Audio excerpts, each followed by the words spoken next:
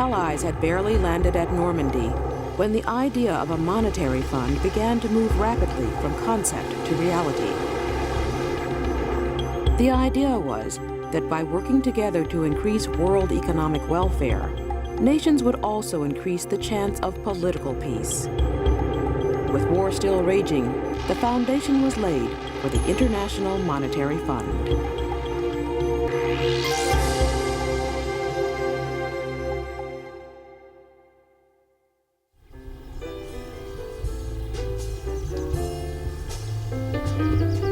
In the summer of 1944, in the remote mountains of New Hampshire, the staff of the reopened Mount Washington Hotel was preparing for the gathering officially known as the United Nations Monetary and Financial Conference. One of the intellectual godfathers of the IMF was Harry Dexter White, who was already anticipating the Allies' victory. The fund is essential to winning and preserving peace. That is why the representatives of 44 nations here in Bretton Woods are taking steps to prevent a repetition of the currency chaos which is usually followed in the wake of war.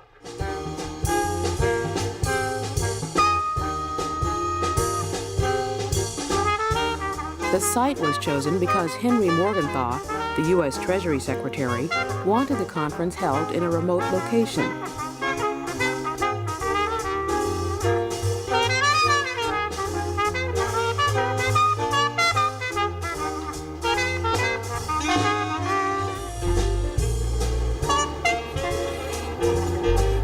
Today, a diesel chugs into the station, depositing tourists who come to enjoy the spectacular White Mountains. On July 1st, 1944, the visitors who arrived were intent on structuring the economic outlines of the post-war world. The delegates had come by overnight train directly from a preliminary conference in New Jersey. Henry Morgenthau was the official host. He told the delegates that prosperity, like peace, is indivisible. Poverty, wherever it exists, is menacing to us all and undermines the well-being of each of us. It can be no more localized than war. The conference was guided by British economist John Maynard Keynes and Harry Dexter White, a U.S. Treasury official. Both Keynes and White wanted to structure a way to avoid repeating the mistakes which led to the Great Depression, when world trade collapsed and commodity prices were shattered. One of the main sources of international friction and conflict is the abuse of monetary policy. Countries in the throes of depression adopted cutthroat measures in order to expand their exports and curtail their imports at the expense of other countries' exports. Each man had ideas for institutions that would help bring about prosperity and peace in the post-war world. White knew that the United States was going to be the dominant economic power. He wanted to make sure that the U.S. used that power for a global benefit. And he saw the IMF as an adjunct to that power that would make the world economy function better. Keynes had a different vision because he was worried about U.S. dominance. He wanted a more independent and a larger and more powerful institution that would really be a world central bank that would act as a counterweight to U.S. economic power. So Keynes wanted a bigger and more independent IMF than White did, but they both wanted the IMF to be the major player in the post-war international monetary system. The proposal is, it is up to the rest of us to stand behind the credit of the devastated and undeveloped countries and take, each of us, our share in guaranteeing the lenders from ultimate loss. The whole world will join together in a mutual credit pool to shoulder risks which private investors might be unwilling to run.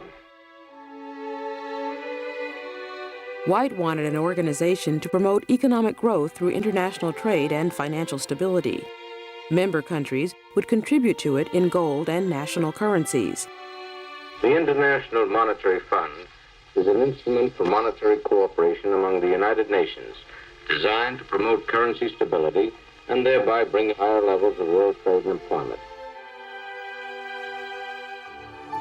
The Bretton Woods delegates divided into commissions to do their work. One, headed by Keynes, worked on the World Bank. I will not say that the establishment of the Bank for Reconstruction and Development is more important than the Monetary Fund, but perhaps it is more urgent. UNRWA will provide funds for relief and rehabilitation in the days immediately following liberation. A second commission, headed by White, worked on the fund. The International Monetary Fund will help tide countries over a difficult period and thus prevent recourse to measures which serve only to undermine international trade. Keynes wrote of the sometimes chaotic environment at Bretton Woods, where huge committees met in rooms with bad acoustics, people shouted into microphones in imperfect English, and the Russians, Keynes noted, seemed perplexed by the goings-on. Keynes said the delegates worked every waking minute, and that in the end they were utterly exhausted. They did what they'd come to do. On July 22, 1944, in the Gold Room of the Mount Washington Hotel, the delegates in small groups provisionally signed the Articles of Agreement for the IMF and the World Bank. In 3 weeks, the delegates had accomplished a remarkable task: a system for economic cooperation which they hoped would result in a better, peaceful, and more prosperous world. They've come together determined to solve their common problems. In our world, prosperity, like peace, is indivisible. In the fund, we have an instrument for international monetary collaboration which will prove a major contribution to world peace and world prosperity. There's never been such a far-reaching proposal on so great a scale to provide employment in the present and increase productivity in the future. We've been working quietly, away in the cool woods and mountains of New Hampshire. And I doubt if the world yet understands how big a thing we are bringing to birth.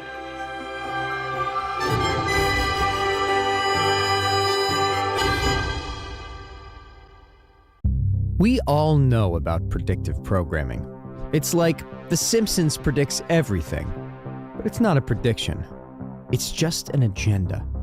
They are showing us things that are going to happen in the future because it's an agenda that's playing out.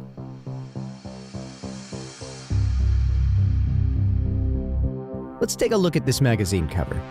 This is from 1988, The Economist. Get ready for a world currency. The magazine cover shows a phoenix bird rising from the ashes of burning American money. At the center of the page, a bronze coin engraved with the words, 10 Phoenix 2018 shines bright.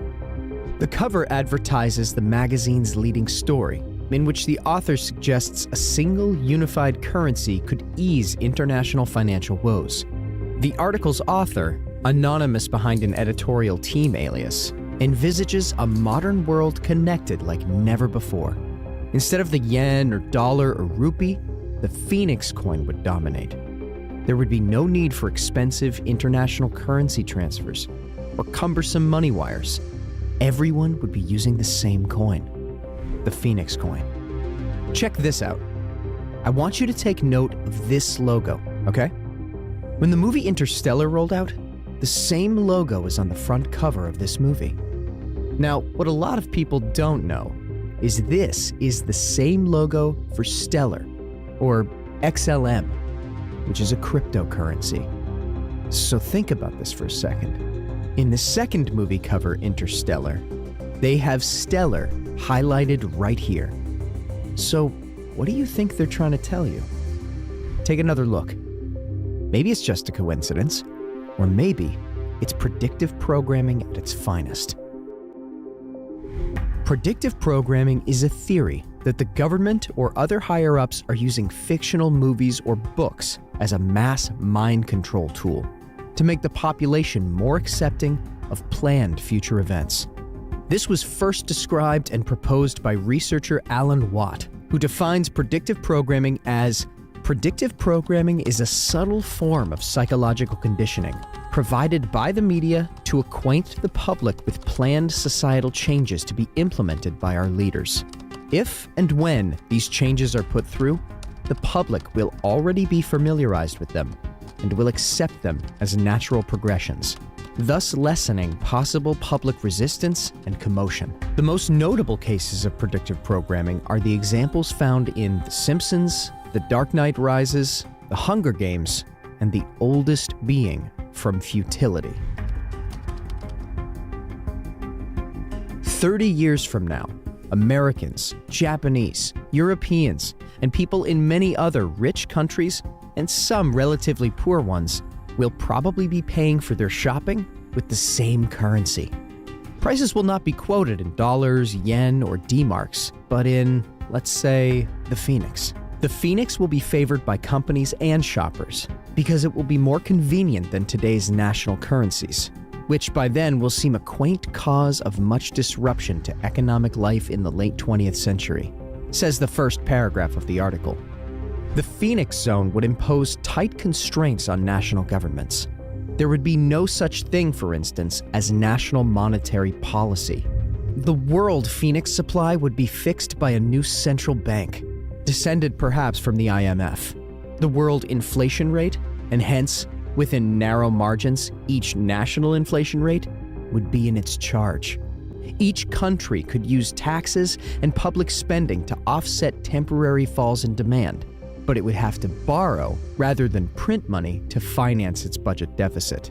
With no recourse to the inflation tax, governments and their creditors would be forced to judge their borrowing and lending plans more carefully than they do today. This means a big loss of economic sovereignty, but the trends that make the Phoenix so appealing are taking that sovereignty away in any case. Now listen to this.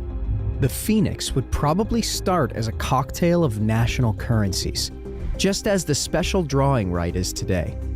In time, though, its value against national currencies would cease to matter, because people would choose it for its convenience and the stability of its purchasing power. And now, the most important part. The alternative to preserve policymaking autonomy would involve a new proliferation of truly draconian controls on trade and capital flows. This course offers governments a splendid time. They could manage exchange rate movements, deploy monetary and fiscal policy without inhibition. It is a growth-crippling prospect. Pencil in the Phoenix for around 2018, and welcome it when it comes. Interesting, huh?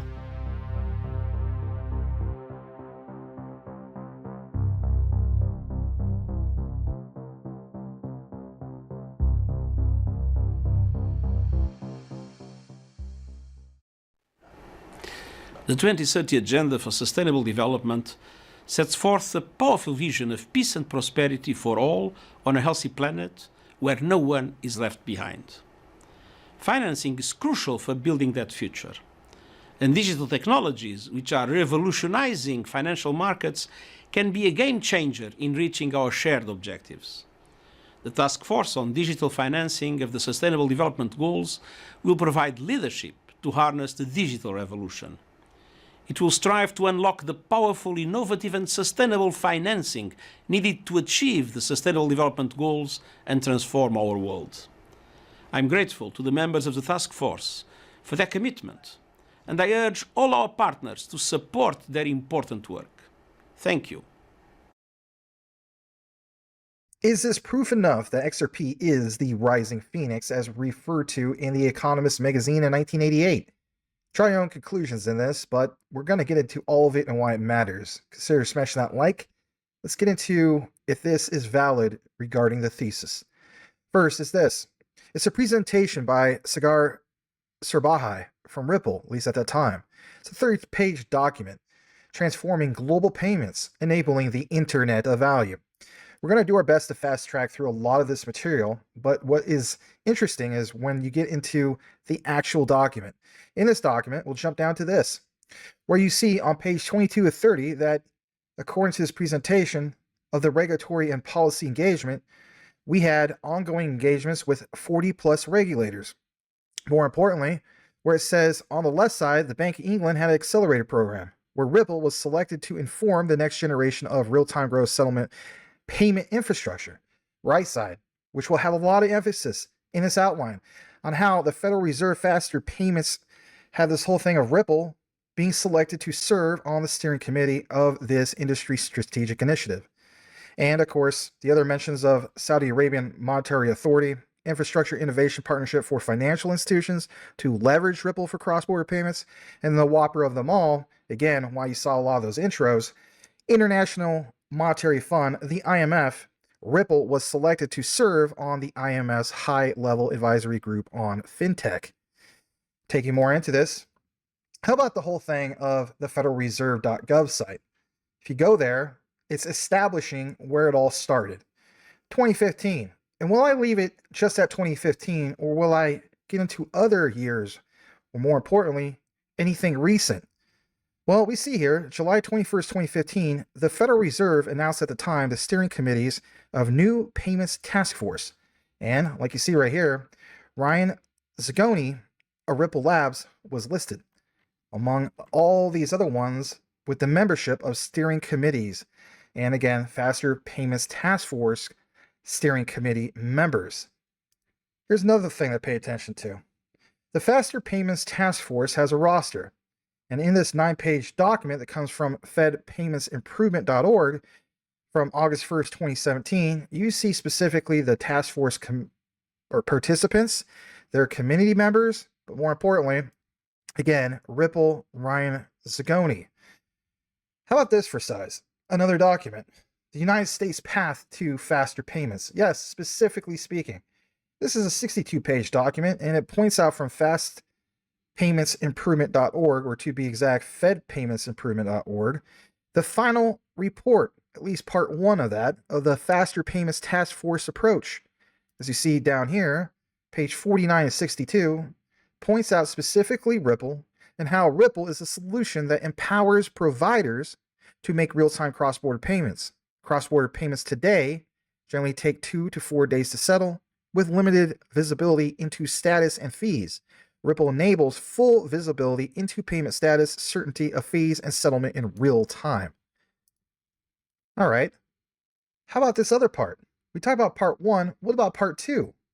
Well, page 12 of 64 points out, specifically speaking, how Ripple, by its description, leverages distributed financial technology to enable real-time cross-border payments for financial institutions that join their network.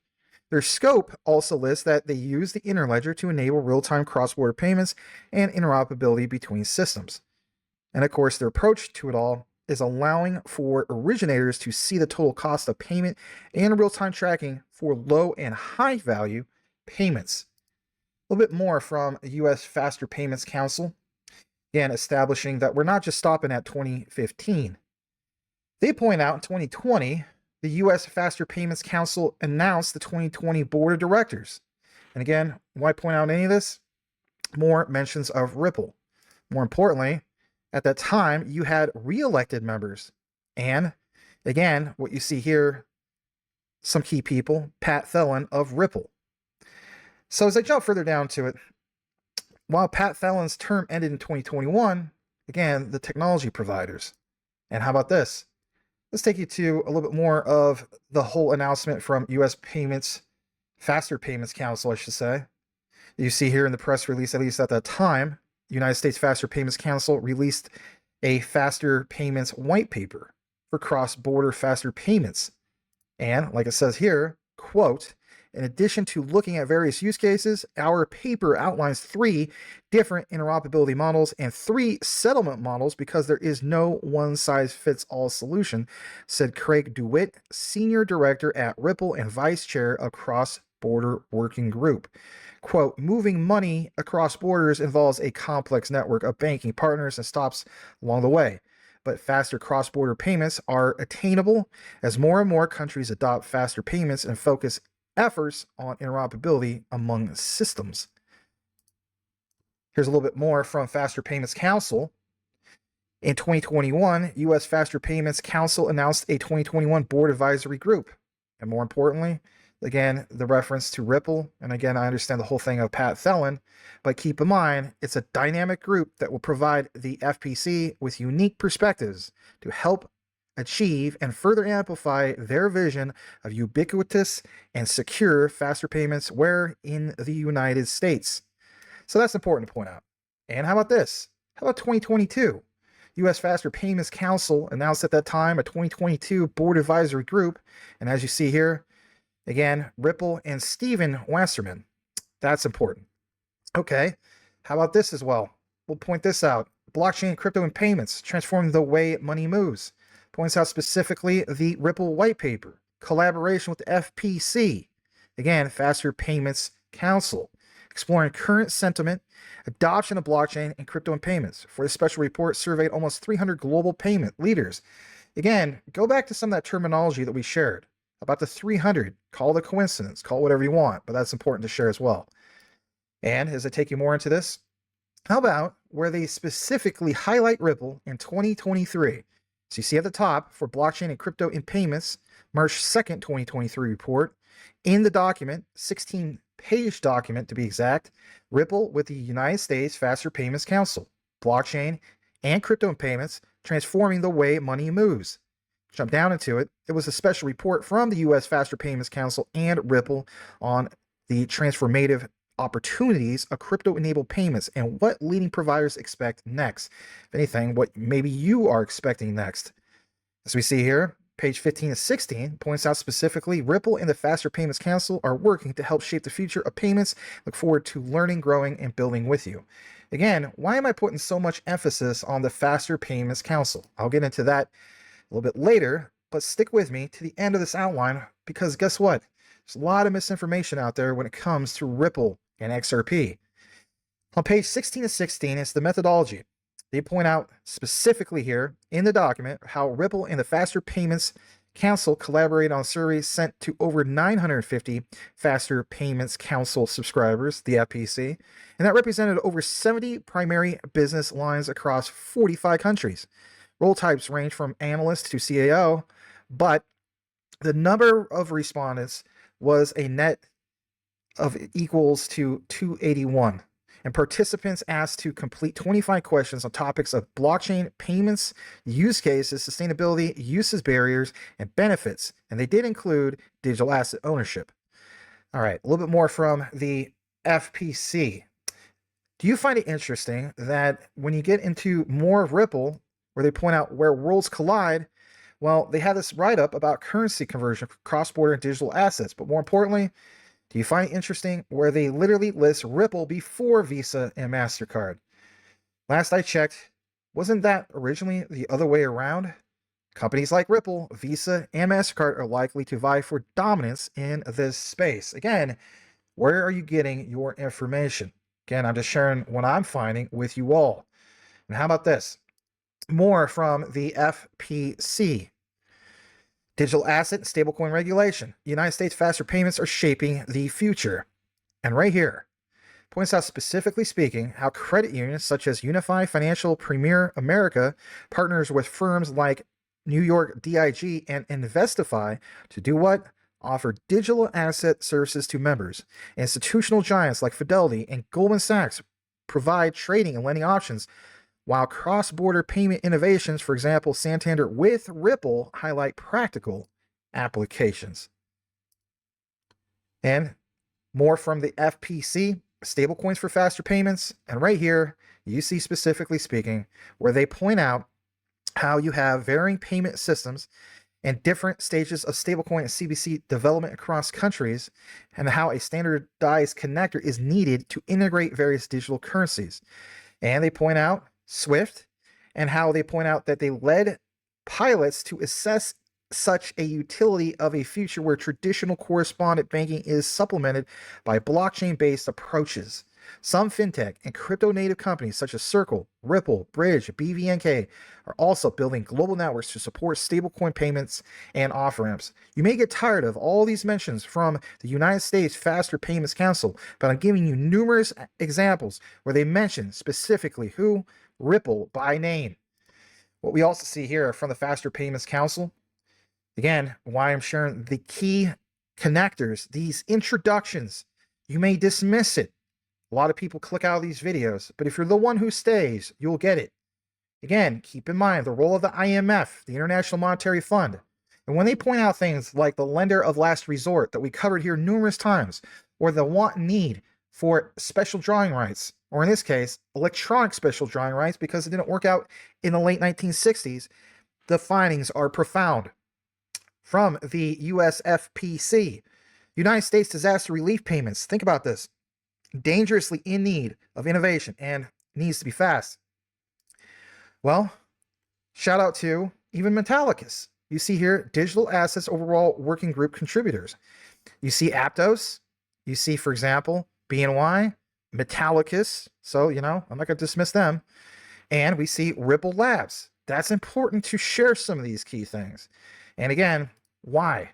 Because it's the whole thing of what Ripple is accomplishing, of going from creating the Internet of Value to enabling the Internet of Value. The value of ISO 222 for the United States business-to-business instant payments. Again, from who? United States Faster Payments Council. You see here the mentions of specifically widespread adoption. Think about why I'm sharing this with you. It says reinforced by the United States and global payment infrastructure such as the RTP network, FedNow service, FedWire, CHIPS, Target2, CHAPS, and SWIFT. Correspondent banking. ISO 222 is positioned as a critical enabler of modern, future-ready payment operations. The scale of this transition is significant. SWIFT estimates that 80% of global high-value payments by volume will be processed through ISO 222. Again, I don't know if anybody's ever explained it to you from this perspective, from this website. In parallel, a number of institutional digital asset and payment initiatives are adopting or aligning their interfaces with ISO 222 to interoperate with banks and market infrastructures. For example, Ripple, and have adopted ISO 222 standards. They even mention XDC here. So it's interesting now to see from the U.S. Faster Payments Council, 3 key mentions: Ripple, Metallicus, and even XDC. And again, why so? Because it's the whole thing of how you have ISO 222 based messaging claims, and several distributed ledger settlement pilots have successfully exchanged ISO 222 messages with who? Interbank systems. All right. If you were to go over to the Faster Payments Council or leadership team, you will see some key people here. Frank Mazza, obviously, of Metallicus. Again, I don't want to just skip over that because that's important to basically mention. And you see James Selleck from Ripple. And more importantly, if you go into his profile 4 months ago on LinkedIn, he pointed out specifically how it's fantastic to partner with iPayout and Eddie Gonzalez, Natalia Yanatska, and some of these other people to deliver instant payments where? Into the United States. Call that a coincidence, but it's interesting to see him highlighted in the showcase, of course, with other key members of the United States Faster Payments Council, if anything, steering committee, et cetera, et cetera. We even see Stephanie Prebish of Nacha. So again, if you know about Nacha, again, the common ground, stronghold, right? Key plug with Nacha, stronghold, even with FedNow. Nacha even has the whole thing, a common ground with Zabek. Zabek with who? NatPay. Look it up. And more importantly, let's play this, because again, it's important to get into the weeds of some of this. So I just mentioned, specifically speaking, James Selleck. Listen to this one. We'll be right back here in just a moment. Here we go.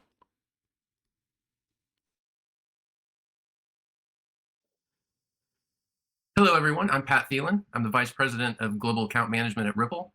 We truly believe that there is an Internet of Value coming, much like the Internet provided with communications and email in the 90s and through the beginning of the millennium. Today, the payment system is advancing. And unlike a lot of the other crypto players in Ripple's space, we truly believe that the revolution is going to occur from within. So the ecosystem that the U.S. Faster Payments Council has put together will be those players that will make sure we advance the industry. The working groups that are coming out, it's the cross-border, the QR, the directory model. These are really opportunities to take that user experience, the interoperability that has been designed in the other initiatives, and really apply it to real-world problems. Many countries have leapfrogged the U.S. in real-time payments, so this is a real opportunity for us to leverage a body like this. The playing field is set, and you can either sit on the sidelines or suit up with U.S. Faster Payments Council and change the game. All right, we're going to jump more into this. Some people are going to ask, is the Faster Payments Council is a part of FedNow? That's a great question. On a simple, basic Google search, the United States Faster Payments Council, FPC, is not part of FedNow's service itself, but it works closely with it. The FPC is an independent, industry-led membership organization focused on advancing faster payments, while FedNow is a real-time payment rail developed and operated by the Federal Reserve. And again, Metallicus definitely takes the cake on some of that, right? You see the direct integration with something like, obviously, FedNow. You even see it from Stronghold's side, and even Sebek. And of course, that's important to share as well. We've done some outlines in regard to Ripple, and again, the whole thing with FedNow, Hedera, and even Stellar. We know about Stellar, obviously. Their key plug is some key companies that we shared in the past when it comes to Temenos. Okay, so check out some of those deep dives if you choose to do so. They're in the video section. Just type in, basically on the search, Temenos, and they'll come right up. All right, I want to fast track again through some of this because I don't want to make this a 2-hour deep dive. This is a clipping from Smoke. So shout out to our brother Smoke. He can be followed at SMQKEDQG on X. We see here the special drawing rights in a new decentralized century. And what you see here is important. So let's go ahead and zoom in a little bit more. It says here basically that in this paper that decentralized ledger-based technology is key for the International Monetary Fund to mitigate some of those risks, promote stability, and safeguard world prosperity. Over the last 2 years, at least at the time, DLT has made headline news globally and created a worldwide excitement not seen since the internet entered mainstream. The rapid adoption and open to all philosophy of DLT has already redefined global socio-economics, promises to shake up the world of commerce, finance, and challenges the workings of central governments and, of course, regulators.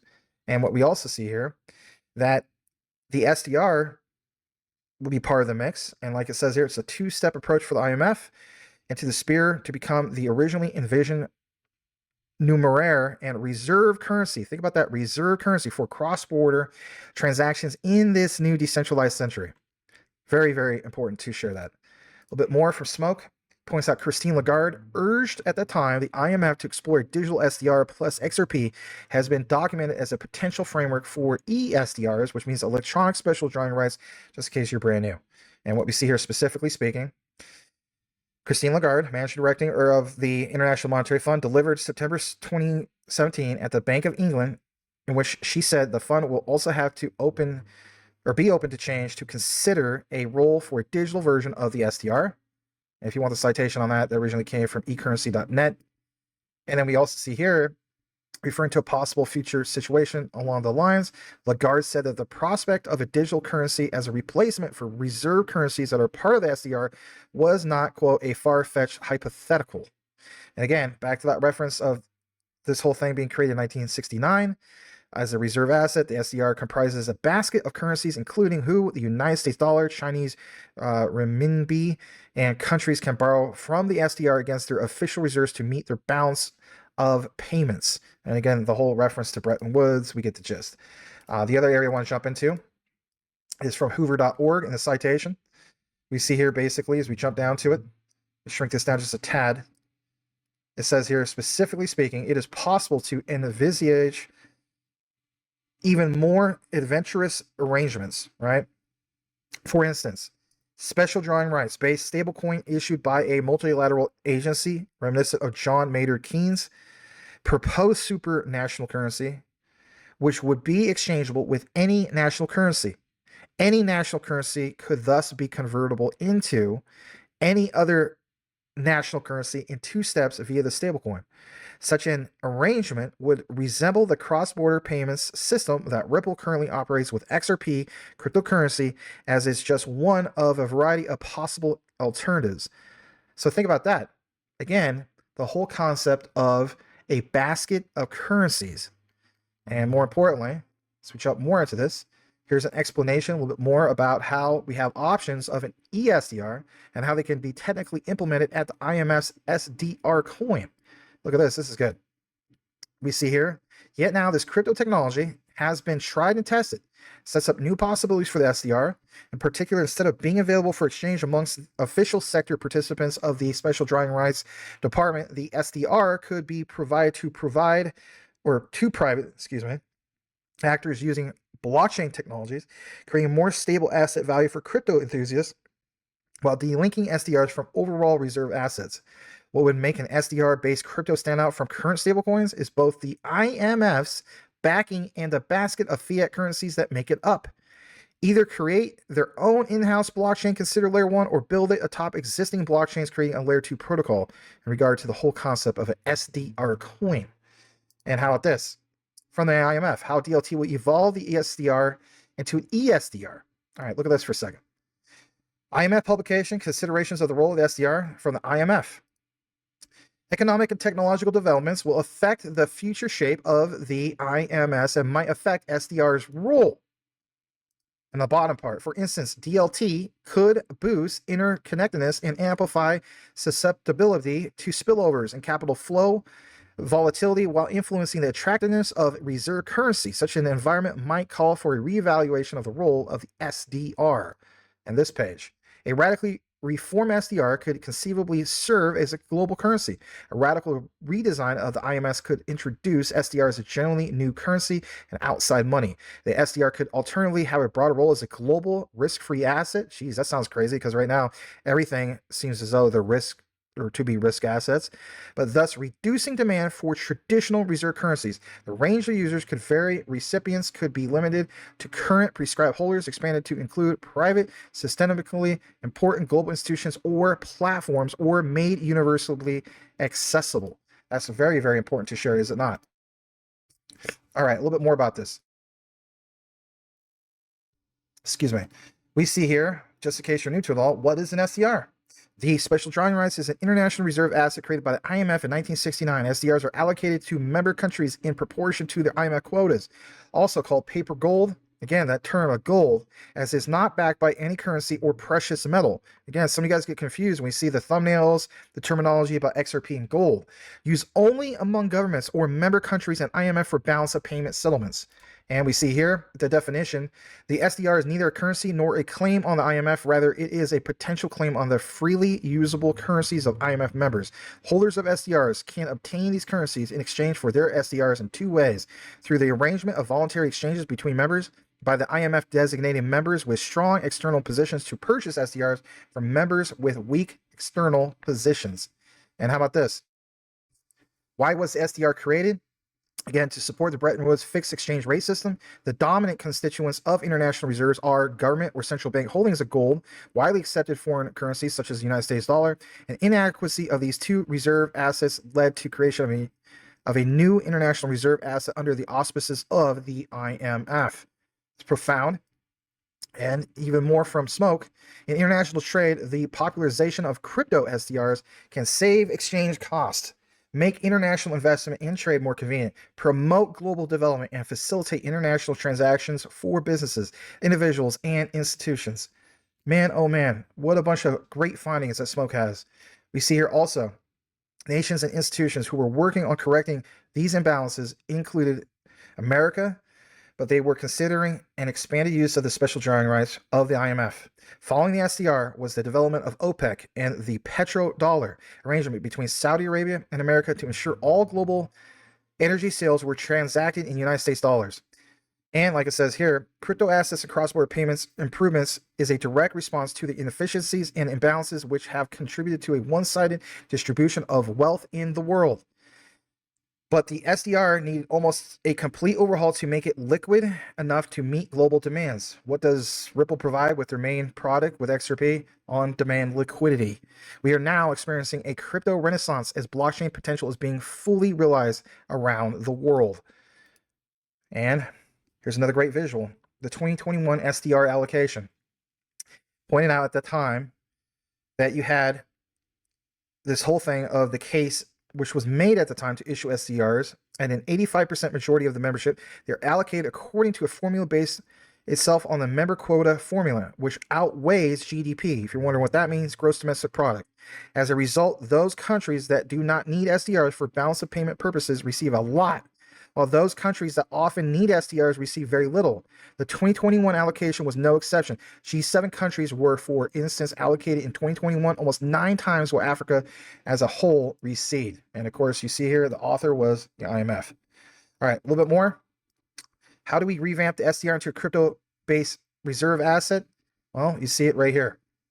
What we just shared earlier. And if anything, again, you would have to have some sort of CBDC. And one would imagine, for example, IMF setting up a payment rail and offering special drawing rights, which we shared that earlier. And through who? Well, might be offered for like an international settlement platform, in this case, the Bureau for International Settlements. Tab a bit more about this. Smoke points out a virtual SDR could facilitate the SDR's use in private transactions, creating a global cryptocurrency that could circulate along with cryptocurrencies backed by central banks. We also see here there's multiple benefits, but there's analysts, which are Richard Cooper, Barry Eichengreen, and Tommaso Padua Shipopa, among others, who have suggested that any ambitious reform of the SDR should also embrace the private use of the global currency, a unit of account in commercial transactions. For example, in commodity pricing, a virtual SDR could facilitate SDR's use in private transactions, creating a global cryptocurrency that could circulate along with the national or regional cryptocurrencies backed by the central bank. Easy to imagine the variety of intermediate solutions that would allow partly private use of SDRs, such as permitting financial institutions' deposits in central banks to be held in SDRs, but the IMF should not pass up this opportunity. Okay, how about this? From CEPR.net, the world needs more special drawing rights now, not later. The world is facing multiple crises. It is, right? Even here in the US, everywhere, right? And like it says here, a looming debt crisis. Think about the debt crisis the US is in. Was it $38.5 trillion, give or take? Much of the developing world is on the brink of a debt crisis as interest rates and debt soar and developing nations burn through their foreign reserves. The developing world may soon be pushed over the edge. Without action, we risk a repeat of the calamitous debt crises of the 1980s. Could agree more with that. And again, think about the guy who I shared at the very, very beginning of the outline, or towards the beginning. You ever wonder why I include some of these people? Developing countries urgently need financial support from international financial institutions. Unless there is a strong effort, countries will continue to struggle to pay their food and energy import bills, service their debt, and increase spending in social protection. We need a new emission of special drawing rights from the International Monetary Fund, says Antonio Guterres, UN Secretary General. All right. How about this, for example? SDR, the world's principal reserve asset. This report calls for the IMF to work with private sector to explore ways in which the SDR can be used more widely in private transactions. Bottom part. But the advent of cryptocurrencies may offer another way. Think about that. So again, the reference to what? The whole idea of a basket of currencies, if you've been following this. The private sector can work directly with central banks to create a digital SDR to use as a unit of account and store of value. And an eSDR, denominated debt market, would even be good for all reserve currencies.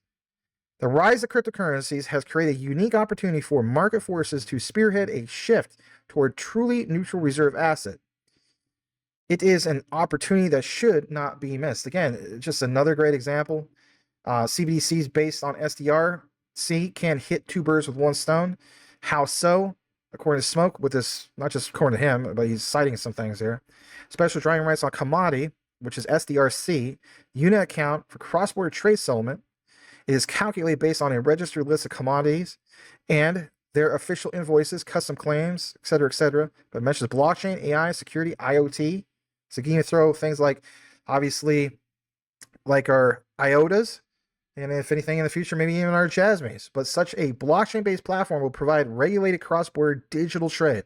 And of course, you can see how all the orchestration of that basically comes into fruition. And what about SDRs in a new decentralized century? Again, back to what I shared earlier. I know we shared it basically before, but I'm going to share this key part, which is, I think on this side, yes. New technologies could help kickstart broader adoption of the SDR if more fundamental challenges facing SDR can be overcome, or if the SDR were to serve as a global currency. Think about what Ripple is going to do. Think about what Stellar is going to do. Along the lines of a radically transformed role of the SDR discussed in, obviously, that finding. And what about right from the IMF? This is from IMF.org. We see here at the top, IMF Managing Director welcomes establishment of high-level advisory group on fintech. And as you see here, Chris Larson, Executive Chairman of Ripple. Why point that out? Because, again, understand the establishment of high-level advisory group on fintech. And again, this specific group. And just in case you've never seen this picture, here is the group. You see Christine Lagarde right here. And this person, this gentleman right back here. All right. This guy's pretty familiar too. I believe he's from, yes, he's held numerous IMF town hall meetings, et cetera, et cetera. You have Jeremy Allaire from Circle right there. But who is this guy? All right. So you may be wondering who that is. This is basically Ryan Zagoni. And again, why point him out? Well, again, he was with Ripple for a while, but currently speaking, he's executive director over at Morgan Stanley. And as you see from his LinkedIn profile, he has been with Morgan Stanley for at least the last couple months. And before that, he was head of bank partnerships with Wise. And we know that Wise basically has some quant integrations and so on. First Wise platform, a lot of different things that they're into, right? But again, U.S. development. Again, the whole thing with Ripple, 2014 to 2019. And again, Steering Committee, Federal Reserve's Faster Payments Task Force, 2015 to 2017. He was even with Deloitte, so that means he has some background when it comes to what? Audit, which we've been sharing a lot lately here on this channel. So that is an outline, in my opinion, especially with those intros that you saw, the evidence that I'm providing in actual documents. It is my belief that this is proof enough that XRP is the rising phoenix. I understand that you saw some things about Stellar, but we did put a lot of emphasis on Ripple and some honorable mentions to things like Metallicus. So do me a solid if you listen to the entire outline and type in this key 2 words into the comments, and that is rising phoenix. It tells me who's paying attention and who isn't. As the saying goes, know what you have, know why you hold it. The research trumps FUD 110%. May the Lord Jesus bless you all. I truly mean that. We'll see you guys on the next video. And if you really, really want to help me out, go check out a channel that only has roughly over 113 subs. It's called 24/7 Crypto TV. And we're going to be joining forces, myself, Rue Black, and Rob Crypto Future on that channel. You'll see it pretty quickly. Right. Again, it only has like roughly 113 subs. So check that out if you choose to do so. I'll keep you any bit further. We'll see you guys on the next one. Over and out. After these messages, we'll be right back. Yeah. I have many friends that are earning every single day trading futures on BTCC. It's a simple process, and even if you don't want to learn how to trade, you could follow a trader on the site and let him do the trading for you. And again, I'm not trying to have any of you guys use your hard-earned money to lose anything. You don't know what you're doing? Don't jump into this, but there is money to be made, and don't use your nest egg for leverage trading. Use a separate portfolio. But I suggest learn how to trade. Earn you some extra money on BTCC. It's easy. You don't have to KYC, and you don't have to use a virtual private network VPN. This is a wonderful site. They've been around since 2011. Give them a shot. Also, when you earn that extra money, you can store that on your Decent wallet. The Decent wallet was not affected by the XRPL debacle, where the backdoor of many wallets was open and there was a breach. So Decent wallet was not affected by that. Decent wallet is as safe as you keep your seed phrase. It's a wonderful product, and you can get the discount by using the link. It's the only way to get the affiliate discount, and that is to use an affiliate link. So that link is popping up on the upper right side of your screen, and it is the one that you will use.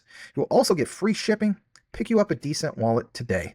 Secure your assets. If you don't have them stored in a wallet and sitting on an exchange, then you're at risk. So pick you one up today. Thank you.